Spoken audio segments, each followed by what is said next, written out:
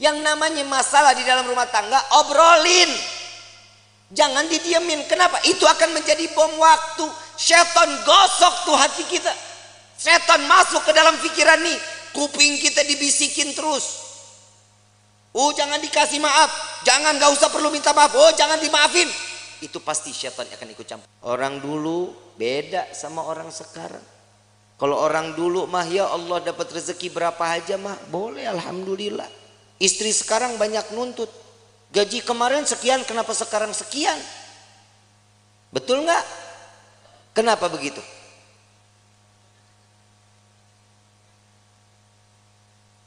Urusan rezeki siapa yang kasih? Kenapa mintanya sama suami? Mintanya sama Allah, tapi doanya di samping suami. Ya Allah, berikan rezeki kami yang banyak lewat suami saya. Samping telinga ngomong kalau lagi tidur juga. Ya Allah, lipstik beak.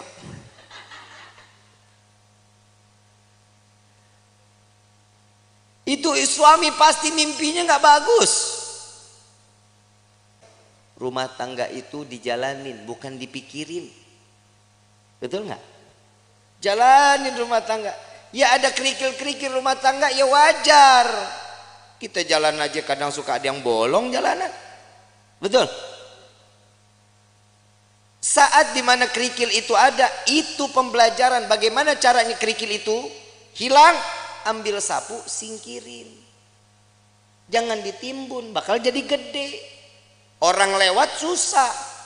Yang namanya rumah tangga itu jalanin. Jalanin semata karena apa? Karena Allah. Cari ridho, selamat, imannya juga dipakai. Yang namanya manusia itu ditegur lewat perkataan Allah. Takwanya yang diingetin. Kenapa? Karena pernikahan itu wajib dijalani dengan ketakwaan, dengan ibadah kepada Allah. Suami istri kalau jalan ibadah sama-sama di hadapan Allah dengan mencari keridhaan Allah, selamat rumah tangga kita, ibu bapak. Selamat. Ibu bikin kopi, ridho. Ya Allah, saya ingin bikinin kopi buat suami saya. Jangan dicampur sianida. Pahit. Bikin karena ridho, kehidupannya apapun senyum. Tadi saya bilang, jangan takut saat nanti setelah pernikahan, rezeki kalau Allah lagi kurangin, terima aja. Ujiannya tuh di dalam hidup kita. Itu ujian pertama. Kadang ada, pernah dengar nggak orang baru nikah 2 bulan, 3 bulan cerai? Ada nggak? Ada. Kenapa? Karena tidak menerima hasil apa yang telah diberikan oleh Allah. Allah udah jamin di dalam Al-Quran, fa inna ma'al usri yusran, inna ma'al. Setiap kesulitan pasti ada kemudahan, ada jalan keluar. Gak mungkin setiap jalan keluar itu buntu, gak mungkin. Allah menetapkan satu ujian kepada setiap hamba, pasti hamba itu punya kekuatan. Allah nggak jahat kayak kita.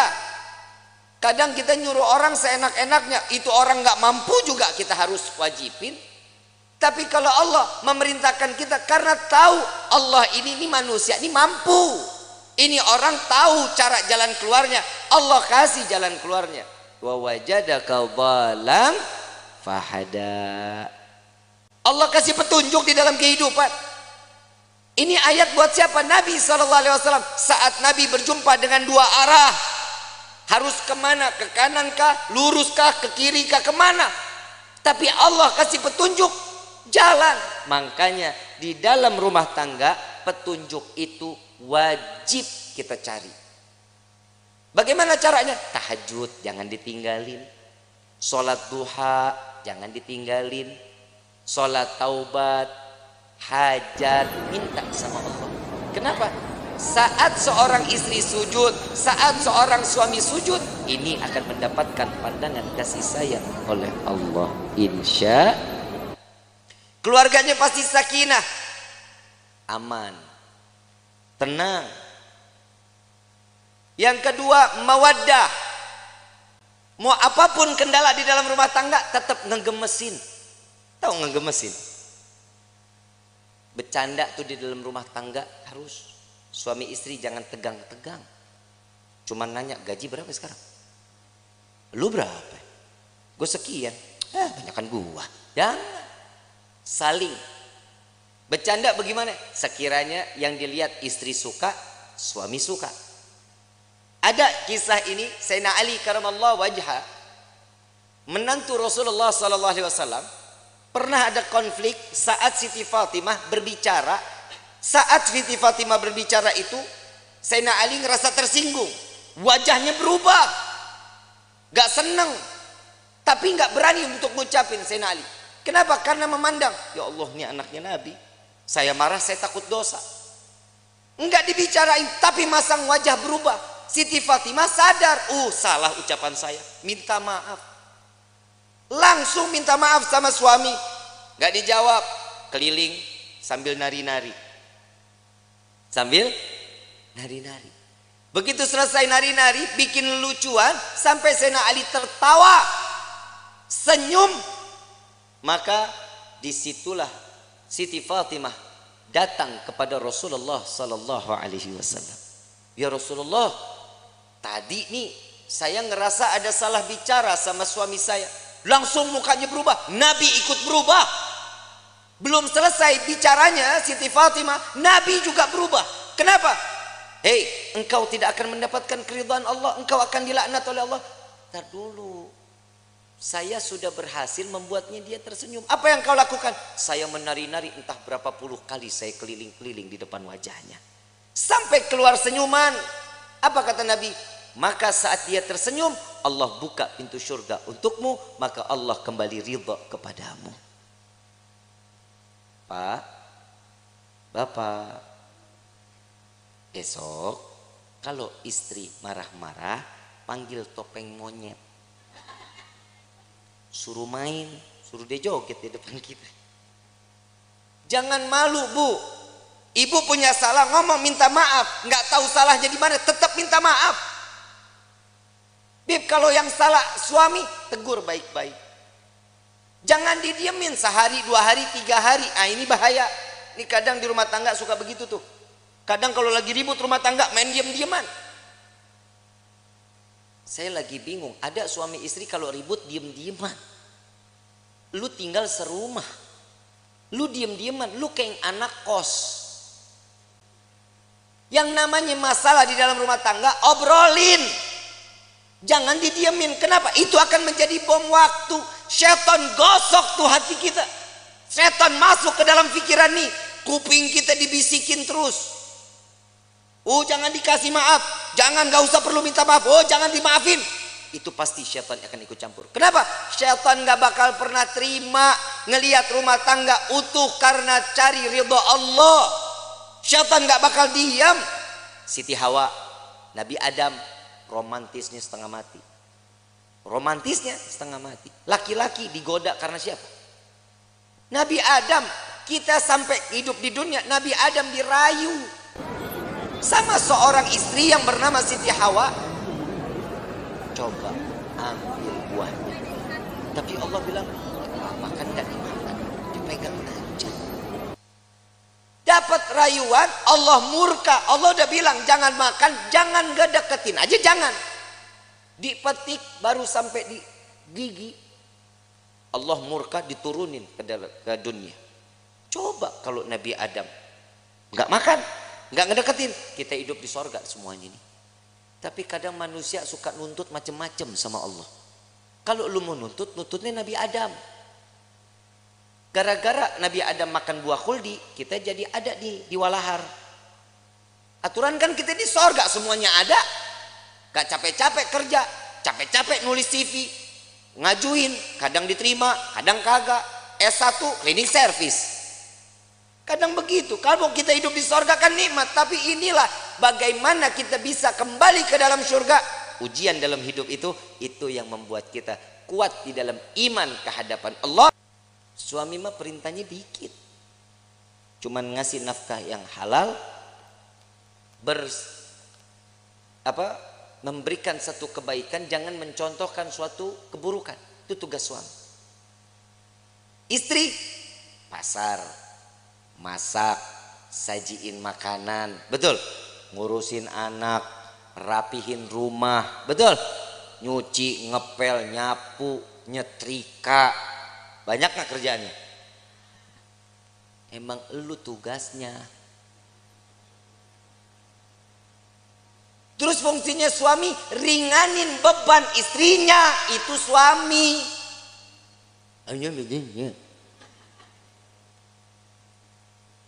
Yang namanya suami kalau lagi istri nyuci, suami yang ngejemur. Emang nggak ada suami yang begitu di sini? Nggak ada. Tukar tambah, Bu.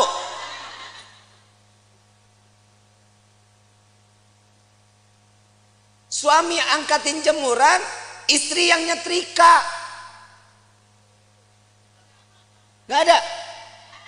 Suami yang ke pasar, istri yang masak. Nggak ada. Ya derita lu dah.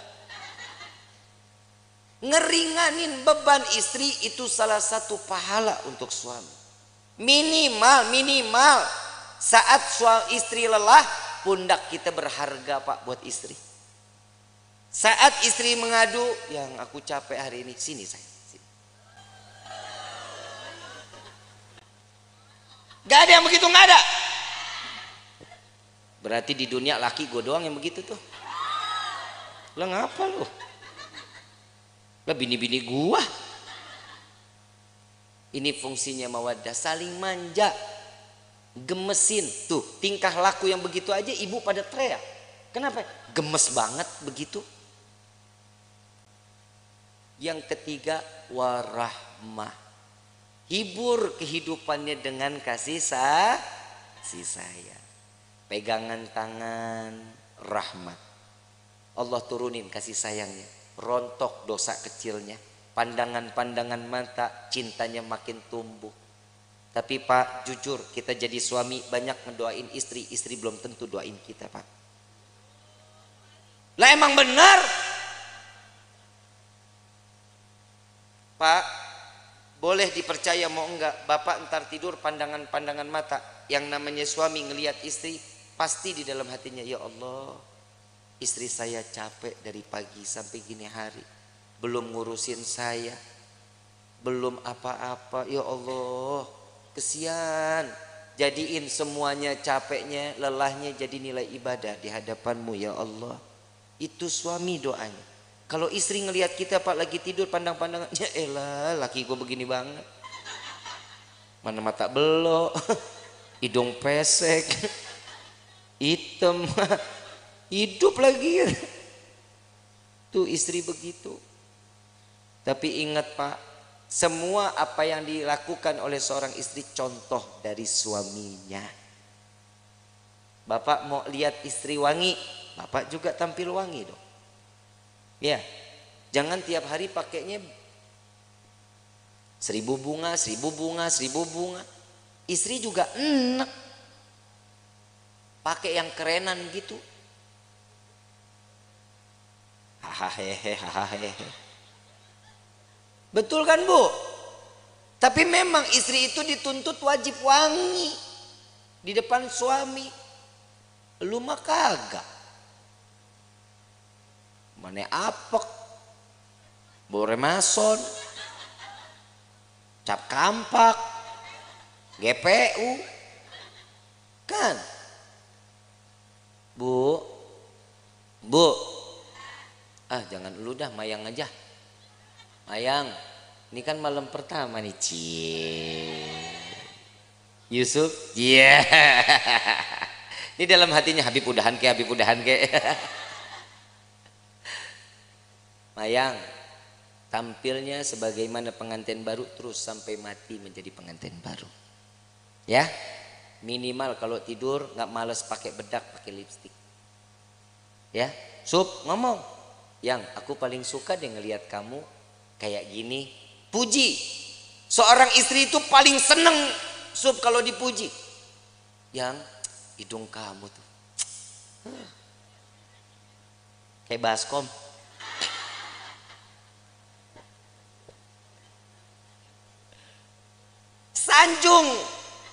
sanjung istri.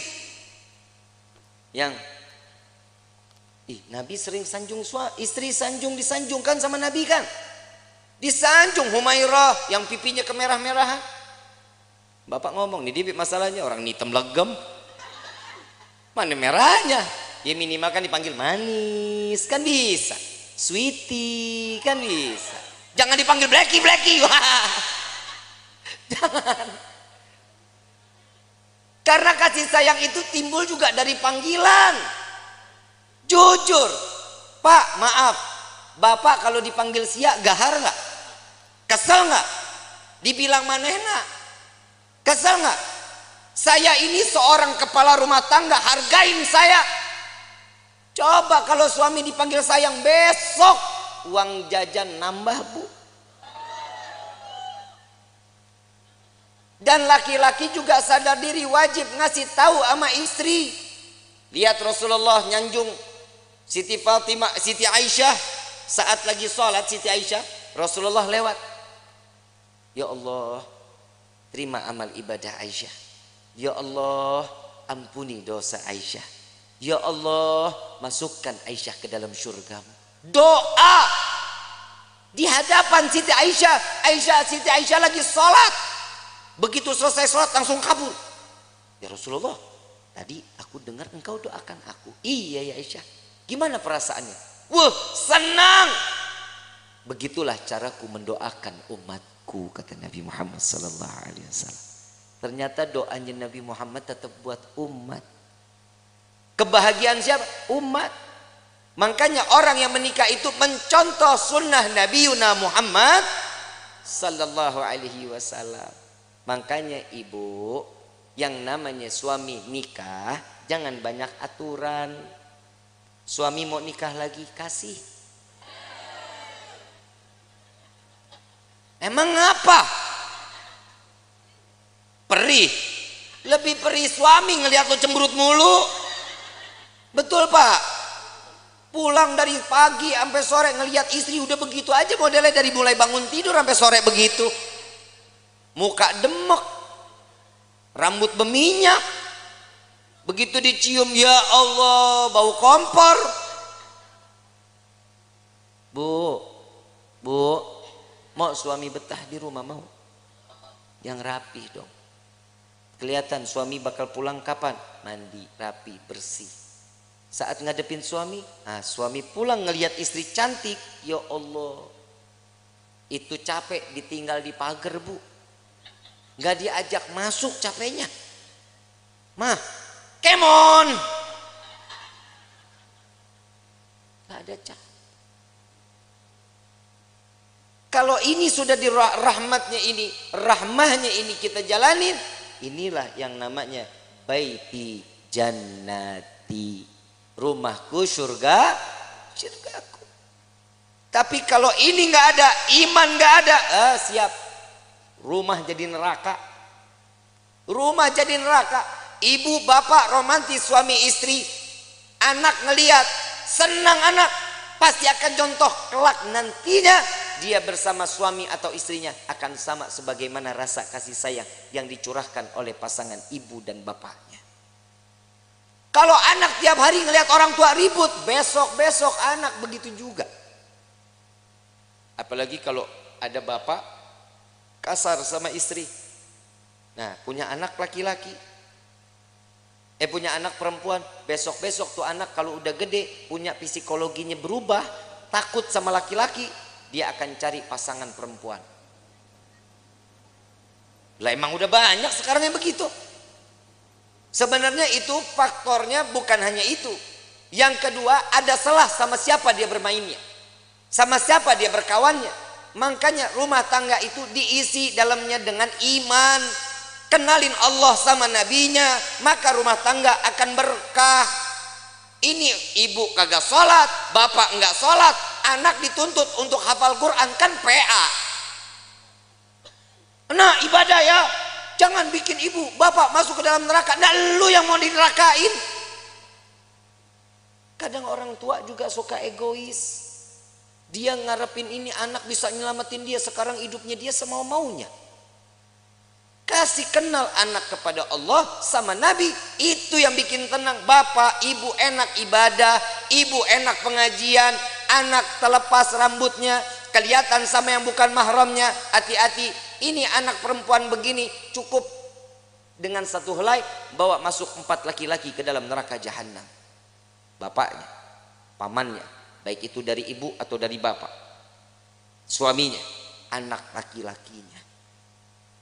Jangan jadi aman.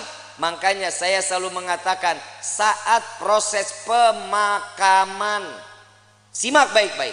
Untuk para alim ulama, para kiai, para asatidz, saya ingin menyampaikan, untuk prosesi pemakaman perempuan dilarang ikut di dalam proses pemakaman. Ngaji, makanya ngaji. Jujur kiai, jujur ustadz, ustadzah, benar. Ini yang masih menggunakan tradisi ini cuma para habaib sama syarifah. Sekarang proses pemakaman, saat keranda jenazah dibawa, perempuan ikut di belakang.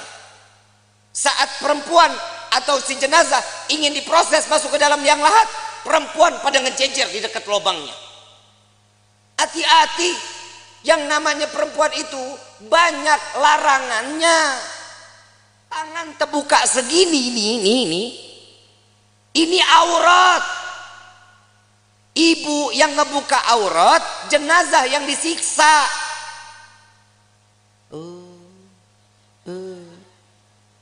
Ini tolong Pak diumumin. Pak Kepala Desa boleh bikin surat untuk setiap masjid sama musola. Perempuan dilarang ikut. Bib, ini ibu saya, bodoh amat. Habib, ini bapak saya, kumaha aing bae. Nggak boleh. Jangan. Kenapa? Ini akan menjadi satu siksaan. Selesai proses pemakaman, laki-laki keluar, perempuan mau silahkan, mau ziarah, nggak dilarang. Tapi saat prosesnya jangan. Kenapa? Bikin repot. Belum nangis kayak orang gila. Bapak, ibu. Kalau suami yang meninggal nggak begitu nangisnya. Jangan tinggalin saya, buaya. Apalagi warisan banyak, senyum. Yang tenang ya yang, mudah-mudahan diterima amal ibadahnya ya yang. Tuh kalau duitnya banyak. Ada laki-laki lihat, ini siapa nih yang nangis-nangis ngegerung-gerung? Oh, ini istrinya. Jandanya boleh juga nih. Ajang jodoh di depan pemakaman. Hati-hati ya. Kiai, Ustadz, tolong ini diumumkan di setiap majlis-majlis ta'lim. Ya Bu ya. Ya Bu. Ibu sayang nggak sama jenazah? Mau dia saudara, mau dia adik, mau dia siapa, biarin. Yang urus biar orang yang mahramnya, laki-laki. Emang ibu ikut gali kubur? Ibu ikut nguruk? Ibu ikut ngapain? Nontonin aja Habib. Emang perempuan tuh banyak keponya. Entar tuh dia di atas makam nanya, itu diapain? Tuh jenazah bisa jawab, kamu nanya.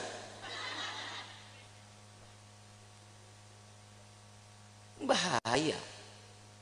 Ya jangan ya. Jangan ya Bu ya. Mulai sekarang nggak boleh ikut lagi. Insya Allah. Nanti kalau suatu saat, mudah-mudahan kita semua dikasih umur panjang, sehat afiah untuk ibadah kepada Allah. Amin ya Rabbal. Allahumma, entah keluarga kita yang meninggal biarin aja, biarin sampai selesai. Mau ikut ke pemakaman boleh, tapi nunggu selesai proses, laki-laki keluar, perempuan baru masuk. Ya, ikut situ. Mau tebar bunga silahkan, ya, mau naruh air mawar silahkan, nggak apa-apa. Tapi saat proses, perempuan jangan ada yang ikut. Kenapa? Ini yang akan menjadi penyebab siksaan untuk ahlil kubur. Na'udzubillahi min. Kenapa? Karena perempuan itu banyak larangannya.